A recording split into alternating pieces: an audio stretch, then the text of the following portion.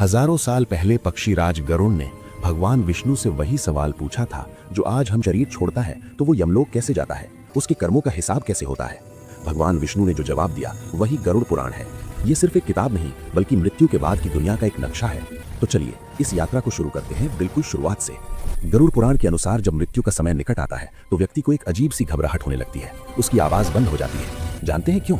क्योंकि उस वक्त शरीर के अंदर के पांचों प्राण शरीर से बाहर निकलने के लिए संघर्ष कर रहे होते हैं। भगवान विष्णु बताते हैं कि पापी व्यक्ति के लिए मृत्यु का क्षण बेहद कष्टदायी होता है।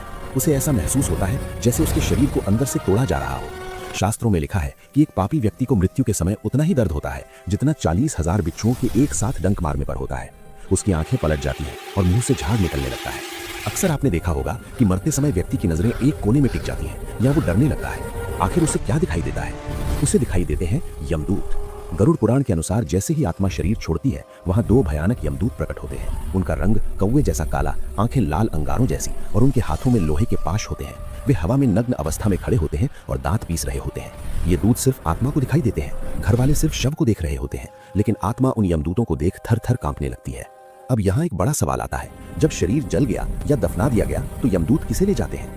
गरुड़ पुराण कहता है कि मृत्यु के तुरंत बाद आत्मा अंगूठे के बराबर एक वायु रूपी शरीर धारण करती है। इसे लिंग शरीर कहते हैं। यमदूत इस आत्मा को पाश में बांध लेते हैं, ठीक वैसे जैसे पुलिस किसी अपराधी को गिरफ्तार करती है। उस समय आत्मा अपने परिवार को पुकारती है, अपने धन और घर को देखती है, लेकिन यमदूत उसे एक पल भी रुकने नहीं देते। ये तो बस शुरुआत है। यमदूत उस आत्मा को पकड़कर यमलोक की तरफ ले चलते हैं। लेकिन गरुड़ पुराण में भगवान विष्णु एक चौंकाने वाली बात बताते हैं। यमलोक के रास्ते का दर्शन कराने के बाद यमदूत आत्मा को वापस उसके घर के दरवाजे पर छोड़ जाते हैं। सोचिए, जिस शरीर को जला दिया गया है वो आत्मा अब भी वहीं खड़ी है, अपने ही घर में, अपने ही बच्चों के बीच। लेकिन अब वो एक आत्मा नहीं बल्कि एक प्रेत है।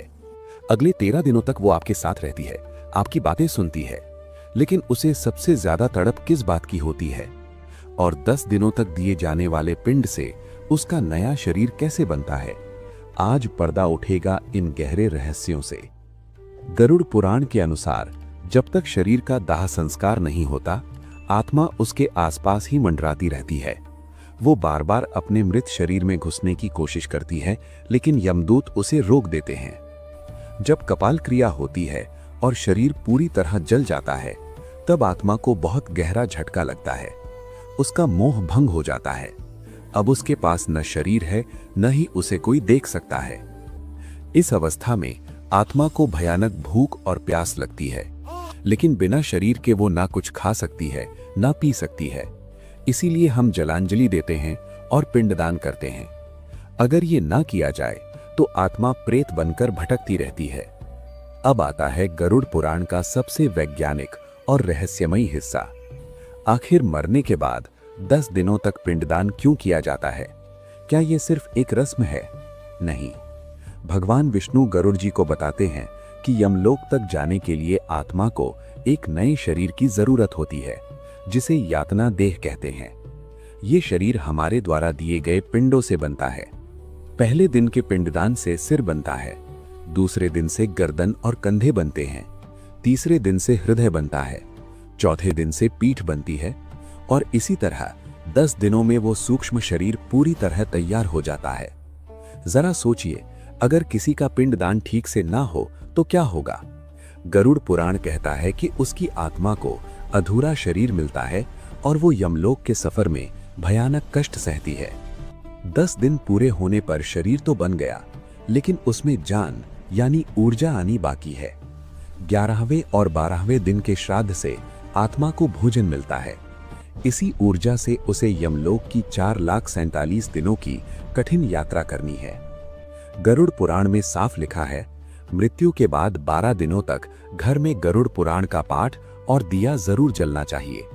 इससे आत्मा को अंधेरे में रास्ता दिखता है और उसे ये समझ आता है कि अब उसका इस लोक से कोई नाता नहीं रहा। फिर आता है 13वां दिन, 13वीं। ये वो दिन है जब यमदूत वापस आते हैं। अब आत्मा प्रेत नहीं रही, उसे नया शरीर मिल चुका है। यमदूत उसे रस्सियों में जकड़ लेते हैं।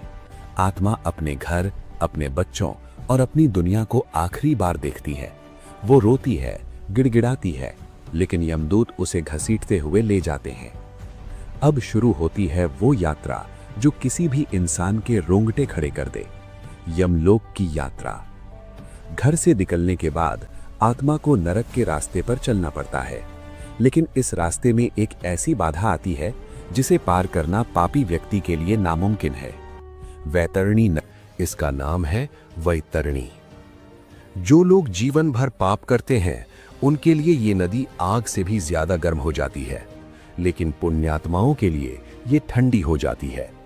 आज हम देखेंगे यमलोक के उस रास्ते को जहां पानी की एक बूंद के लिए आत्मा करोड़ों साल तक रोती है। 13वें दिन घर छोड़ने के बाद यमदूत आत्मा को यम मार्ग पर ले जाते हैं। ये रास्ता 86,000 योजन यानी लाखों किलोमीटर लंबा है। गरुड़ पुराण कहता है कि सूर्य एक साथ आग बरसाते हैं। यमदूत पापी आत्मा को जंजीरों से घसीटते हुए ले जाते हैं। उसे भूख और प्यास लगती है, लेकिन उसे खाने को कुछ नहीं मिलता। यहाँ आत्मा अपने पुत्रों और परिवार को याद करके रोती है, हे पुत्र, मुझे एक बूंद पानी दे दो। लेकिन ये वो जगह है जहां कोई आवाज नहीं पहुंचती। चलते चलते रास्ते में आती है वैतरणी नदी। गरुड़ पुराण के अनुसार ये नदी 100 योजन चौड़ी है। इसमें मांस, कीचड़ और खून का बहाव है। ये नदी पापियों को देखकर ऐसे उबलने लगती है जैसे कड़ाही में तेल उबलता है। जब कोई पापी इसके किनारे पहुंचता है तो नदी से भयानक जीव बाहर निकलते हैं। सुई जैसे मुख वाले कीड़े, वज्र जैसी चोंच वाले गिद्ध जो आत्मा को नोचना शुरू कर देते हैं। पापी आत्मा डर के मारे पीछे हटती है, लेकिन यमदूत उसे धक्का दे देते हैं। वो डूबती है, फिर ऊपर आती है, फिर डूबती है। उसका शरीर जलता है, लेकिन वो मर नहीं सकती क्योंकि वो तो पहले ही मर चुकी है। ये पीड़ा अनंत काल जैसी लगती है। तो क्या इस नदी को पार करने का कोई उपाय नहीं है? गरुड़ पुराण में भगवान विष्णु एक गुप्त रहस्य बताते हैं। जिस व्यक्ति ने अपने जीवन में या मृत्यु के समय गौदान किया होता है, उसके लिए वैतरणी नदी के किनारे एक नाव या दिव्य गाय आ जाती है। वो आत्मा गाय की पूंछ पकड़कर बिना कष्ट सहे इस खौलती हुई नदी को पार कर जाती है। इसीलिए हिंदू धर्म में मरने से पहले वैतरणी गौदान का इतना महत्व है। जो दान नहीं करता उसे तैर कर ही जाना पड़ता है, और नदी का मांस खाने वाले जीव उसे छोड़ते नहीं हैं। जैसे तैसे वैतरणी पार करके 47 दिनों के सफर के बाद आत्मा पहुंचती है धर्मराज नगर यानी यमपुरी। यहाँ चारों दिशाओं में 4 द्वार हैं, लेकिन पापी आत्मा को दक्षिण द्वार से ले जाया जाता है जो अंधेरे और भय से भरा है। यहाँ गंधर्व और अप्सराएं नहीं, बल्कि चित्रगुप्त के भयानक दूत इंतजार कर रहे होते हैं। अब समय है फैसले का। यमराज के दरबार में पहुंचते ही आत्मा के सामने खुलता है चित्रगुप्त का बही खाता। क्या आपको लगता है कि आपके छिपे हुए पाप किसी ने नहीं देखे? चित्रगुप्त की किताब में न केवल आपके कर्म बल्कि आपके मन के विचार भी लिखे होते हैं, और गवाही देने के पुण्यात्माओं को यमराज भगवान विष्णु के समान सुंदर, सौम्य और मुस्कुराते हुए नजर आते हैं। उन्हें देखकर आत्मा को शांति मिलती है। लेकिन पापियों को यमराज काल के रूप में दिखते हैं। भैंसे पर सवार, काले बादलों जैसा रंग, 30 योजन लंबा शरीर और आंखें ऐसी जैसे जलती हुई भट्टी। उनकी आवाज प्रलय के बादलों की गर्जन जैसी होती है, जिसे सुनकर पापी आत्मा वहीं मूर्छित या बेहोश हो जाती है। यमराज के पास ही बैठते हैं उनके मुनीम भगवान चित्रगुप्त। उनके पास एक रहस्यमयी किताब है जिसे अग्रसंधानी कहा जाता है। इसमें हर जीव के जन्म से लेकर मृत्यु तक का एक एक सेकंड का हिसाब है। चित्रगुप्त यमराज से कहते हैं, हे धर्मराज, इस जीव ने जीवन भर झूठ बोला, धोखा दिया, लेकिन दुनिया के सामने शरीफ बना रहा। इसने अमुक दिन अमुक समय पर यह पाप किया था। आत्मा अक्सर अपने पापों से मुकर जाती है, वो झूठ बोलती है। तब यमराज बुलाते हैं उन गवाहों को जिनके सामने आप कभी झूठ नहीं बोल सकते। गरुड़ पुराण में लिखा है कि सूर्य, चंद्रमा, वायु, अग्नि, आकाश, भूमि, जल, दिन, रात और स्वयं धर्म, ये सब आपके गवाह हैं। इतना ही नहीं, चित्रगुप्त श्रवणों से पूछते हैं जो हर वक्त आपके कंधों पर बैठे होते हैं। जब ये गवाह गवाही देते हैं तो आत्मा का झूठ पकड़ा जाता है। जैसे एक अपराधी सीसीटीवी फुटेज देखकर चुप हो जाता है, वैसे ही आत्मा अपना सिर झुका लेती है। अब कोई बहाना नहीं, कोई माफी नहीं, अब समय है सजा सुनाने का। चित्रगुप्त हिसाब जोड़ते हैं। अगर पाप कम और पुण्य ज्यादा है तो आत्मा को स्वर्ग या पितृलोक भेजा जाता है। लेकिन अगर पापों का घड़ा भर चुका है तो यमराज उसे कुंभीपाक या रौरव जैसे भयानक नरकों में भेजने का आदेश देते हैं। यमराज कहते हैं, हे मूर्ख जीव, जब तू पाप कर रहा था तब तुझे बड़ा आनंद आ रहा था। अब उस आनंद की कीमत चुकाने का वक्त आ गया है। यमराज का आदेश मिलते ही यमदूत उस आत्मा को नर्क की ओर फेंक देते हैं। लेकिन नर्क कोई एक जगह नहीं है। गरुड़ पुराण में 28 तरह के भयानक नरकों का वर्णन है। क्या आप जानते हैं, झूठ बोलने वालों के लिए अलग नर्क है, धोखा देने वालों के लिए अलग, और पराई स्त्री या पुरुष पर बुरी नजर रखने वालों को लोहे की गर्म मूर्ति से चिपकाया जाता है। आज हम उन 28 प्रमुख नरकों का दरवाजा खोलने जा रहे हैं। क्या आप में सच देखने की हिम्मत है? यमराज के दरबार से सजा सुनाए जाने के बाद यमदूत आत्मा को नर्कलोक में फेंक देते हैं। गरुड़ पुराण में 84 लाख नरकों का जिक्र है, जिनमें से 28 मुख्य नरक सबसे भयानक माने गए हैं। यहां एक सवाल आता है, अगर शरीर जल चुका है तो नरक में जलता कौन है? भगवान विष्णु कहते हैं, आत्मा को मिला वो यातना शरीर इस तरह बना होता है कि वो न तो मर सकता है और न ही बेहोश हो सकता है। उसे सिर्फ दर्द महसूस होता है, अनंत दर्द। सबसे पहले बात करते हैं रौरव नर्क की। ये नर्क उन लोगों के लिए है जो झूठी गवाही देते हैं या दूसरों की संपत्ति हड़प लेते हैं। यहाँ रुरुलाम के भयानक जीव होते हैं जो सांप और बिच्छू जैसे दिखते हैं। जैसे ही पापी यहाँ गिरता है, हजारों रुरु उसे एक साथ नोचना शुरू कर देते हैं। वो भागता है, लेकिन जमीन जलते हुए कोयलों की बनी होती है। अगला है कुंभीपाक। ये नाम आपने शायद सुना होगा। ये उन लोगों के लिए है जो अपने स्वाद के लिए बेजुबान जानवरों की हत्या करते हैं या उन्हें तड़पाते हैं। गरुड़ पुराण कहता है, जैसे तुमने उन्हें पकाया वैसे ही तुम्हें पकाया जाएगा। इस नरक में विशाल कड़ाहे में गर्म तेल खौलता रहता है। यमदूत पापी को उसमें जिंदा उबालते हैं। जब उसकी खाल गल जाती है तो उसे बाहर निकालकर फिर से ठीक किया जाता है ताकि उसे दोबारा उबाला जा सके। आज के दौर में यह पाप बहुत आम हो गया है, व्यभिचार। जो स्त्री या पुरुष अपने जीवन साथी को धोखा देते हैं और पराये लोगों के साथ संबंध बनाते हैं, उनके लिए गरुड़ पुराण में सबसे दर्दनाक सजा है। उन्हें तप्त मूर्ति नरक में भेजा जाता है। वहां लोहे की एक बेहद खूबसूरत मूर्ति होती है जिसे आग में तपाकर बिल्कुल लाल कर दिया जाता है। यमदूत पापी को कोड़े मारते हैं और उस जलती हुई मूर्ति को आलिंगन करने के लिए मजबूर करते हैं। जैसे ही वो उसे गले लगाता है, उसका पूरा शरीर जलकर राख हो जाता है और फिर जुड़ जाता है। ये सजा तब तक चलती है जब तक उसके पाप नहीं धुल जाते। जो लोग अपने कर्तव्यों से भागते हैं, मित्रों को धोखा देते हैं या वेदों या धर्म का अपमान करते हैं, उन्हें 80 पत्र वन जंगल में छोड़ा जाता है। ये एक ऐसा जंगल है जहां पेड़ों के पत्ते तलवार की तरह धारदार होते हैं। यमदूत पापी को दौड़ाते हैं। जैसे ही वो भागता है, तलवार रूपी पत्ते उसके शरीर को चीर देते हैं। हर कदम पर उसका शरीर कटता है। और जो लोग अपनी शक्ति के नशे में अंधकूप में गिराया जाता है, जहां सिर्फ अंधेरा है और जहरीले सांप उन्हें डसते रहते हैं। ये सजाएं सुनकर शायद आपका मन डर गया हो, लेकिन गरुड़ पुराण का उद्देश्य डराना नहीं बल्कि सही राह दिखाना है। भगवान विष्णु कहते हैं कि जो मनुष्य जीते जी अपने पापों का प्रायश्चित कर लेता है, ईश्वर से माफी मांग लेता है और दोबारा वो गलती न करने की कसम खाता है, उसे इन नरकों का मुंह नहीं देखना पड़ता। लेकिन सजा काटने के बाद क्या होता है? जब नरक की सजा पूरी हो जाती है तो आत्मा को दोबारा पृथ्वी पर भेजा जाता है, लेकिन इंसान के रूप में नहीं। पाप कर्मों के अनुसार कोई कुत्ता बनता है, कोई सुअर तो कोई पेड़। गरुड़ पुराण के 5वें अध्याय में पक्षीराज गरुड़ ने भगवान विष्णु से यही प्रश्न पूछा था कि प्रभु, मरने के बाद जीव को किस आधार पर नया शरीर मिलता है और पिछले जन्म के पापों का निशान अगले जन्म में शरीर पर कैसे दिखाई देता है? हमारे कर्म ही हमारे अगले शरीर का बीज बोते हैं। भगवान विष्णु बताते हैं कि जो लोग गंभीर पाप करते हैं, उनकी आत्मा को नरक की सजा काटने के बाद भी शांति नहीं मिलती। उन्हें अलग अलग योनियों में भटकना पड़ता है। गुरु का अपमान। जो शिष्य अपने गुरु का अनादर करता है, वह अगले जन्म में जल रहित स्थान में भयानक ब्रह्म राक्षस बनता है। चोरी का फल। सोने की चोरी करने वाला कीड़ा बनता है और अनाज की चोरी करने वाला चूहा बनता है। विश्वासघात। जो व्यक्ति किसी के भरोसे को तोड़ता है, वह अगले जन्म में मछली बनता है। स्त्री का अपमान। महिलाओं का अपमान करने वाला या उन पर अत्याचार करने वाला अगले जन्म में भयानक रोगों से ग्रसित होता है या उसे भेड़िया बनना पड़ता है। क्या आप जानते हैं कि वर्तमान जीवन की बीमारियां हमारे पिछले जन्मों का सिग्नेचर होती हैं? गरुड़ पुराण के अनुसार अंधापन। जो व्यक्ति दूसरे की संपत्ति या स्त्री पर बुरी नजर रखता है, वह अगले जन्म में अंधा पैदा हो सकता है। कोढ़। गौ हत्या या महापाप करने वालों को कोढ़ का रोग मिलता है। गूंगापन। जो लोग अपने ज्ञान का अहंकार करते हैं या झूठ बोलते हैं, वे अगले जन्म में मूक यानी गूंगा पैदा होते हैं। भगवान विष्णु कहते हैं कि 84 लाख योनियों यानी पशु, पक्षी, कीट पतंगों में भटकने के बाद जब पाप और पुण्य का संतुलन बराबर होने लगता है, तब जाकर ये अनमोल मानव तन मिलता है। लेकिन याद रहे, मनुष्य का जन्म केवल भोग के लिए नहीं, बल्कि पिछले कर्मों को सुधारने और मोक्ष की ओर बढ़ने के लिए मिलता है। यदि इस जन्म में भी हम केवल पशुओं जैसी प्रवृत्तियों यानी खाना, सोना, डरना में लगे रहे, तो फिर से वही 84 लाख का चक्र शुरू हो जाता है। क्या आपने कभी सोचा है कि जब आप अपनी मां के गर्भ में थे, तब आप क्या सोच रहे थे?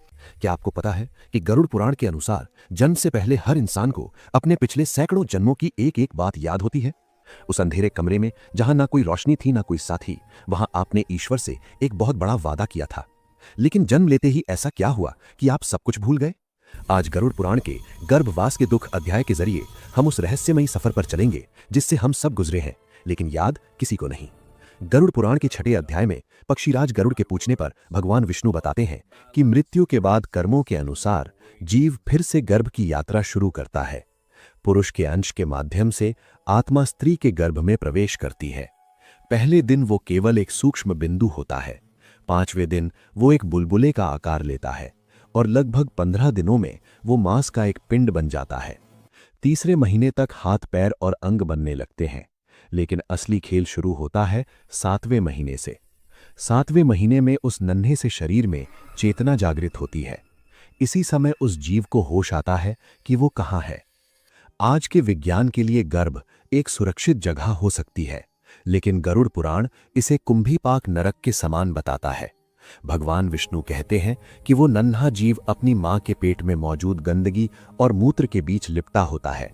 मां जो तीखा, कड़वा या गर्म भोजन करती है, उससे उस कोमल त्वचा वाले जीव को असहनीय जलन होती है। उसी कष्ट के बीच उस आत्मा की जातिस्मरा शक्ति जागृत होती है। उसे अपने पिछले हजारों जन्म याद आने लगते हैं। उसे याद आता है कि पिछले जन्म में उसने क्या पाप किए थे, किसे धोखा दिया था और कितनी बार वो इसी तरह पैदा होकर मर चुका है। वो बच्चा गर्भ के अंदर तड़पता है, रोता है, लेकिन उसकी आवाज बाहर नहीं आ सकती। जब कष्ट अपनी चरम सीमा पर होता है, तब वो जीव भगवान से प्रार्थना करता है। गरुड़ पुराण के अनुसार बच्चा गर्भ में हाथ जोड़कर कहता है, हे प्रभु, मुझे इस नरक से बाहर निकालो। इस बार मैं बाहर जाकर केवल आपका सुमिरन करूंगा, अच्छे कर्म करूंगा और खुद को इस जन्म मरण के चक्र से मुक्त करूंगा। वो ईश्वर से वादा करता है कि वो मोह माया में नहीं फंसेगा। जैसे ही 10वां महीना आता है, प्रसूति की हवा या प्रसव की शक्ति उसे बाहर की ओर धकेलती है। बाहर निकलते समय जो पीड़ा होती है, उससे वो बच्चा मूर्छित सा हो जाता है और जैसे ही वो धरती पर गिरता है, भगवान विष्णु की वैष्णवी माया उसे घेर लेती है। शास्त्र कहते हैं कि जन्म लेते ही लगने वाली ये बाहरी हवा और माया का प्रभाव इतना गहरा होता है कि बच्चा तत्काल अपने पिछले जन्मों का ज्ञान और ईश्वर से किया गया वादा भूल जाता है। इसीलिए पैदा होते ही बच्चा रोता है। वो रोना दरअसल एक विलाप है कि मैं फिर से इस माया जाल में फंस गया। जिसे वो अपना रक्षक समझता था, अब वही जीव अज्ञानता के वश होकर सांसारिक रिश्तों को अपना समझने लगता है। दोस्तों, गरुड़ पुराण का ये अध्याय हमें याद दिलाता है कि हम यहाँ केवल जीने और मरने नहीं आए हैं, बल्कि उस वादे को निभाने आए हैं जो हमने मां के पेट में तड़पते हुए ईश्वर से किया था। हम सब उस जेल से छूटे हुए कैदी हैं जो बाहर आते ही अपनी सजा भूल गए हैं। क्या आपने कभी सोचा है कि मृत्यु के बाद कुछ आत्माओं को मुक्ति क्यों नहीं मिलती? क्यों वो सदियों तक प्रेत बनकर भटकती रहती हैं? गरुड़ पुराण में एक ऐसी ही रोमांचक कथा का वर्णन है। राजा बभरू बहाना और एक भयंकर प्रेत की कहानी। पुत्र का महत्व क्या है और अकाल मृत्यु से मुक्ति कैसे मिलती है? कहानी शुरू होती है एक घने जंगल से, जहां एक बार राजा बभरू बहाना शिकार खेलने गए।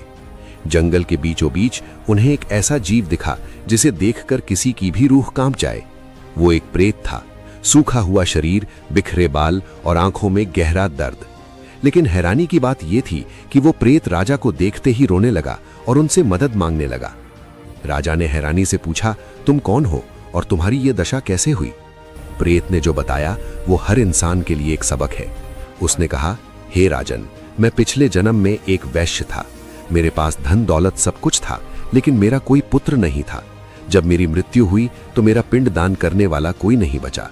बिना पुत्र के और बिना सही संस्कार के मैं इस भयंकर प्रेत योनि में फंस गया हूं।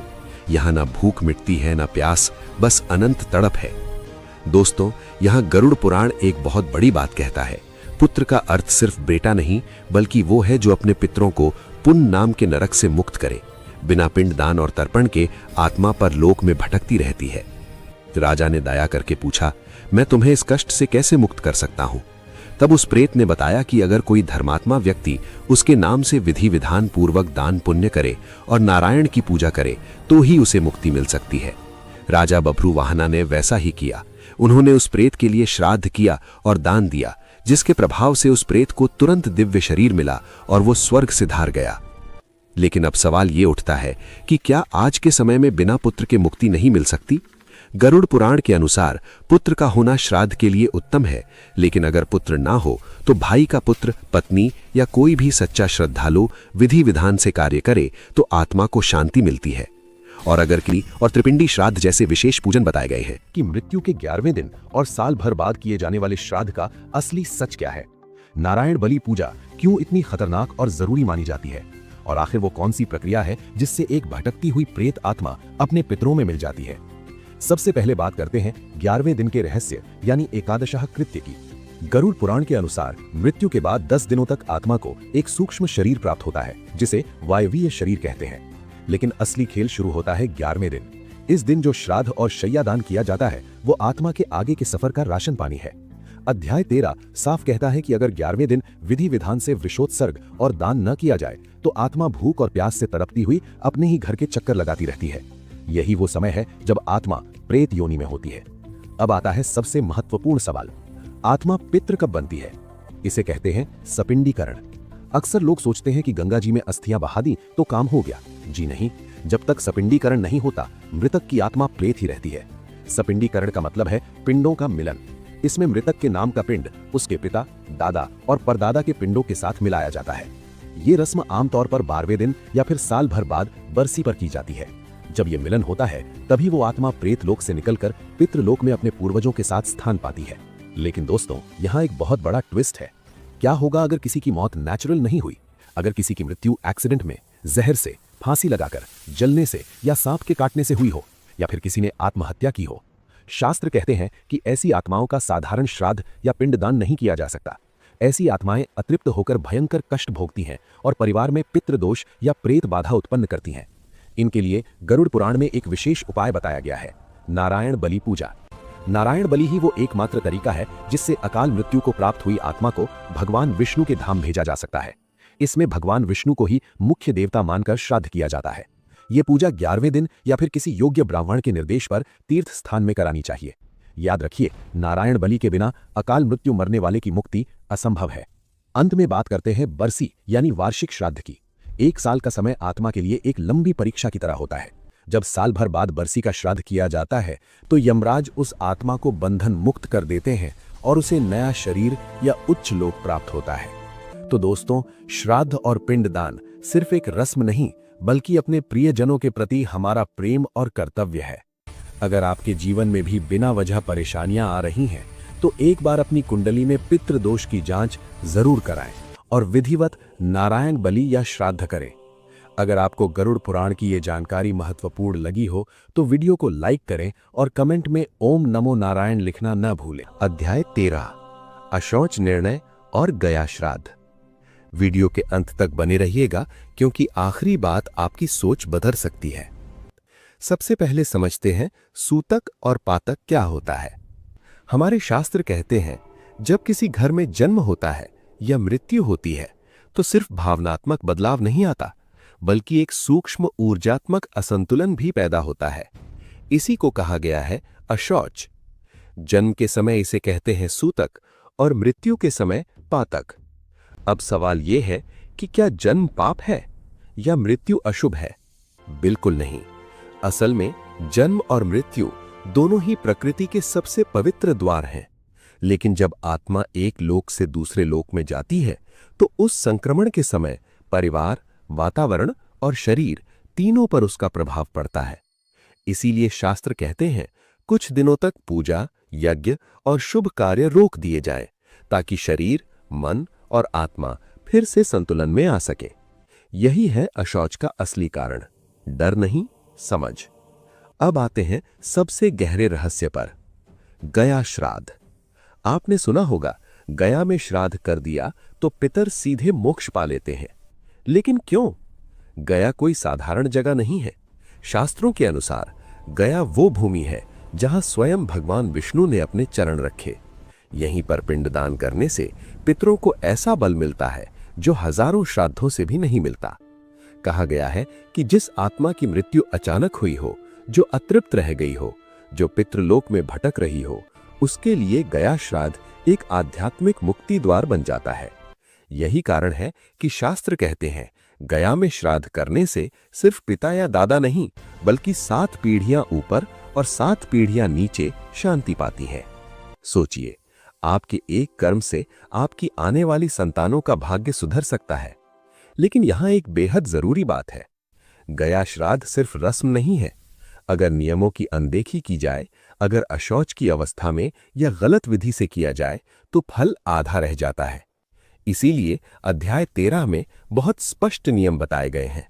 कब श्राद्ध करना चाहिए, कब नहीं करना चाहिए, और अशौच समाप्त होने के बाद कौन कौन से कर्म करने चाहिए। शास्त्र हमें डराते नहीं हैं, शास्त्र हमें तैयार करते हैं। अब आखिरी और सबसे अहम सवाल, क्या गया श्राद्ध मोक्ष के लिए जरूरी है? सच ये है, मोक्ष केवल गया से नहीं मिलता। मोक्ष मिलता है सही कर्म, सही समय और सही श्रद्धा से। लेकिन अगर किसी आत्मा की यात्रा अधूरी रह गई हो, तो गया श्राद्ध उस यात्रा को पूरा करने का सबसे शक्तिशाली माध्यम बन जाता है। इसीलिए इसे कहा गया है श्राद्धों का राजा। दोस्तों, जन्म और मृत्यु अंत नहीं है, ये केवल दरवाजे हैं, और शास्त्र हमें उन दरवाजों से सही तरीके से गुजरना सिखाते हैं। वे लोग जो अपने जीवन में सच्चाई, त्याग और सेवा के मार्ग पर चलते हैं, उनकी आत्मा का मार्ग अलग होता है। वे न केवल अपने जीवन में सुख और शांति का अनुभव करते हैं, बल्कि उनके जाने के बाद भी उनकी यात्रा अद्भुत होती है। जब एक पुण्यात्मा का शरीर समाप्त होता है, उनकी आत्मा सीधे उच्चतर लोक की ओर जाती है। ये मार्ग कठिनाइयों और भय से रहित होता है। जैसे हम सूर्य की ओर बढ़ते हैं, वैसे ही उनकी आत्मा प्रकाशमय और ऊंचे ऊर्जा वाले क्षेत्र में प्रवेश करती है। ध्यान देने वाली बात यह है कि पुण्यात्मा की आत्मा को कभी भी नर्क के दुख भोगने की आवश्यकता नहीं पड़ती। उनके जीवन के अच्छे कर्म उन्हें स्वर्ग की ओर ले जाते हैं। ये कोई कल्पना नहीं, बल्कि वेदों और पुराणों में बार बार उल्लेखित सत्य है। स्वर्ग केवल भौतिक सुख नहीं है, ये आध्यात्मिक आनंद और मानसिक शांति का स्थान है। वहां कोई दुख, रोग या भय नहीं होता। आत्मा पूरी तरह स्वतंत्र होती है, प्रकाश और ऊर्जा में लिपटी हुई। स्वर्ग में समय जैसी हमारी पृथ्वी पर समझ है, वहां अस्तित्व में नहीं होती। वहां की अनुभूति पूर्णतया आनंदमय होती है। जो आत्मा वहां जाती है, वो अपने किए गए अच्छे कर्मों के अनुसार सुख का अनुभव करती है। उदाहरण के लिए, यदि किसी ने जीवन में दूसरों की सेवा की है, दूसरों की मदद की है और सच्चाई के मार्ग पर चला है, तो उसके लिए स्वर्ग में परमानंद और प्रकाश का अनुभव होता है। लेकिन दोस्तों, स्वर्ग भी अनंत काल तक नहीं रहता। वहां भी आत्मा का पुण्य समाप्त होता है। जब ऐसा होता है, तो आत्मा फिर से पृथ्वी पर सद्गुणों वाले परिवार और अच्छे कुल में जन्म लेती है। ये पुनर्जन्म भी किसी संयोग से नहीं होता। वो आत्मा उन परिस्थितियों में जन्म लेती है जहां उसे अपने पिछले पुण्य के अनुसार फिर से अच्छे कर्म करने का अवसर मिले। यानी पुण्यात्मा का जीवन सतत अच्छे कर्मों की श्रृंखला में चलता रहता है। ध्यान रहे, ये चक्र सिर्फ पुण्यात्माओं के लिए नहीं है। हर आत्मा अपने कर्मों के अनुसार सुख और दुख के जन्म मृत्यु के चक्र से गुजरती है। लेकिन जो लोग सतत पुण्य और धर्म के मार्ग पर चलते हैं, उनकी यात्रा स्वर्ग और मोक्ष की ओर सरल और तेज होती है। धर्मात्माओं का जीवन हमें यह सिखाता है कि जीवन में छोटे छोटे अच्छे कर्म, दूसरों की मदद और सच्चाई का पालन केवल हमारे लिए नहीं, बल्कि हमारी आत्मा के उज्जवल भविष्य के लिए भी महत्वपूर्ण है। कह सकते हैं कि पुण्यात्मा जीवन का संदेश ये है, धर्म का मार्ग अपनाएं, दूसरों की सेवा करें, अहंकार और लालच से दूर रहें। इस मार्ग पर चलकर न केवल दुख से मुक्त होकर स्वर्ग में प्रवेश करेगी, और जब पुण्य समाप्त होगा, फिर अच्छे कुल में जन्म लेकर नए कर्मों का अवसर पाएगी। तो दोस्तों, अगर हम अपने जीवन में ये मार्ग अपनाएं, प्रेम, सेवा, सच्चाई और त्याग, तो हम भी पुण्यात्मा बन सकते हैं। हमारी आत्मा का सफर स्वर्ग की ओर होगा और अंततः मोक्ष की प्राप्ति संभव है। याद रखिए, स्वर्ग कोई दूर का सपना नहीं है, बल्कि आपके अच्छे कर्मों का परिणाम है। जितना अधिक आप अच्छे कर्म करेंगे, उतनी ही तेज और सुखद आत्मा की यात्रा होगी। दोस्तों, गरुड़ पुराण के 16वें अध्याय में भगवान विष्णु कहते हैं कि ये मानव शरीर ब्रह्मांड की सबसे कीमती चीज है। सोचिए, एक आत्मा कभी कीड़ा बनती है, कभी जानवर, तो कभी पेड़ पौधे। ऐसे 84 लाख अलग अलग शरीरों में भटकने और तड़पने के बाद बड़ी मुश्किल से उसे मनुष्य जन्म मिलता है। लेकिन क्यों? क्या सिर्फ खाने, सोने और पैसे कमाने के लिए? बिल्कुल नहीं। पुराण कहते हैं कि मानव शरीर मोक्ष का द्वार है। बाकी हर योनि में आप सिर्फ अपने पिछले कर्मों का फल भुगतते हैं, लेकिन सिर्फ इंसान के पास वो पावर है जिससे वो नए और अच्छे कर्म करके इस जन्म मरण के चक्र को हमेशा के लिए तोड़ सकता है। अब सवाल आता है कि जीवन का असली उद्देश्य क्या है? अध्याय 17 में साफ लिखा है कि जिस इंसान ने इस शरीर में रहकर ज्ञान हासिल नहीं किया, जिसने दूसरों की मदद नहीं की और जिसने उस परम सत्य यानी ईश्वर को नहीं पहचाना, उसका जीवन एक बिना फल वाले पेड़ जैसा है। हम अक्सर शरीर को सजाने में वक्त बर्बाद करते हैं, लेकिन गरुड़ पुराण हमें याद दिलाता है कि ये शरीर तो बस एक किराए का घर है, एक दिन इसे छोड़ना ही होगा। असली कमाई तो वो संस्कार और कर्म है जो आत्मा अपने साथ ले जाती है। अब सबसे जरूरी बात, फलश्रुति।